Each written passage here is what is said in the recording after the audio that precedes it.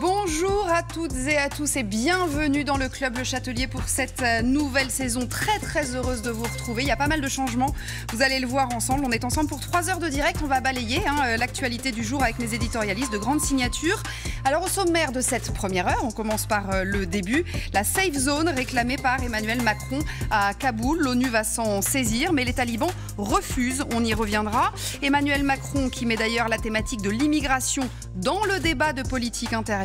Ça réagit évidemment, notamment au Rassemblement national. On l'évoquera ensemble avec mes invités. L'ouragan Aïda, 16 ans jour pour jour après les ravages de Katrina. On sera sur place bien entendu avec notre équipe. Et puis on évoquera ensemble cette étude qui affirme que grâce au vaccin, on a évité en France 50 000 morts. On verra ce qu'elle vaut cette étude. Voilà pour le programme de cette première heure. Donc bienvenue au club.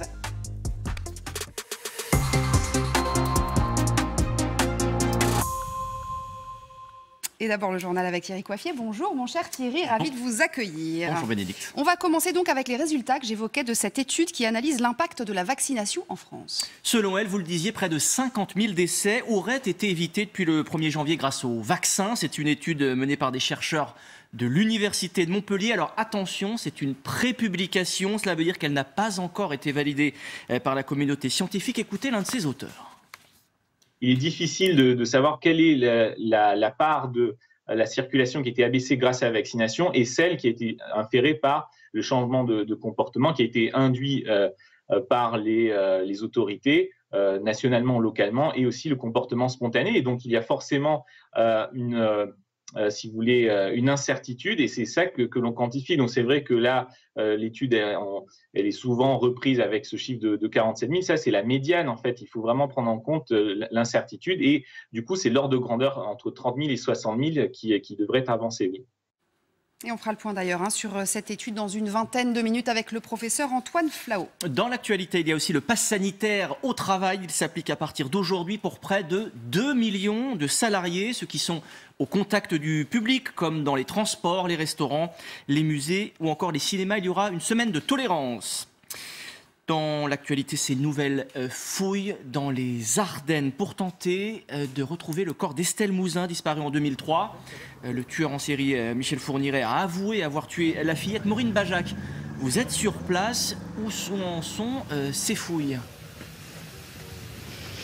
Eh bien, ces fouilles, elles débutent à peine et elles vont durer 5 jours. 5 jours pour écarter définitivement cette zone des recherches grâce à l'aide de 2 pelleteuses et puis du travail des enquêteurs de la gendarmerie qui ont chronométré le temps qu'aurait mis Michel Fourniret pour enterrer la fillette. La zone s'étend sur 2,5 hectares. Elle a été déboisée. Déjà, tout est mis en œuvre pour retrouver la dépouille 18 ans après les faits. Mais ces fouilles, elles reposent sur les déclarations de la complice de Michel Fourniret, Monique Olivier, son ex-femme, qui sera d'ailleurs extraite de sa cellule de prison pour assister aux fouilles des 2 mains. Alors ces déclarations sont-elles exactes ou est-ce qu'elles se jouent des enquêteurs? Tout repose désormais sur elle, sur ses souvenirs, sur sa mémoire pour tenter de retrouver la dépouille de la fillette maintenant que Michel Fourniret est décédé. Merci Maureen. Le Conseil de sécurité de l'ONU va étudier aujourd'hui la proposition de la France pour créer une zone protégée à Kaboul, Thierry. Proposition dévoilée par Emmanuel Macron hier soir dans une interview à TF1. Elle est soutenue par le Royaume-Uni.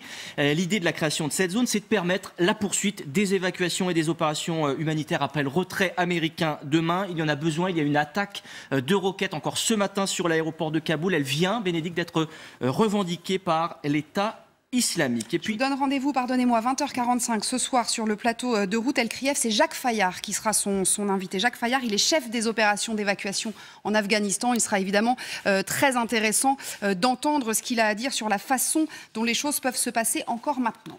La situation aux États-Unis, en Louisiane particulièrement après le passage de l'ouragan Aïda, avec ces images que vous allez découvrir en direct des rues de la Nouvelle-Orléans. Bilan provisoire, 1 mort, 1 million de foyers privés d'électricité. Aïda a été rétrogradé en catégorie 1 sur 5, ça veut dire qu'il a affaibli cet ouragan. Il se dirige désormais vers le nord du pays. Et on suit tout ça évidemment tout au long de cette émission. À tout à l'heure Thierry, bienvenue à mes invités que je vais saluer dans une seconde d'ailleurs.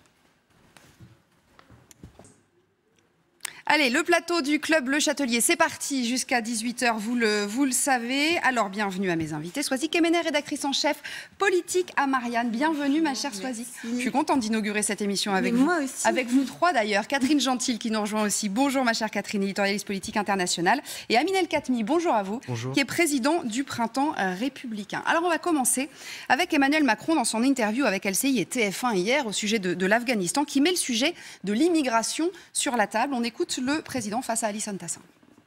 Je pense qu'il ne faut pas confondre d'abord deux choses qui sont les risques terroristes et la dangerosité et le phénomène des migrations.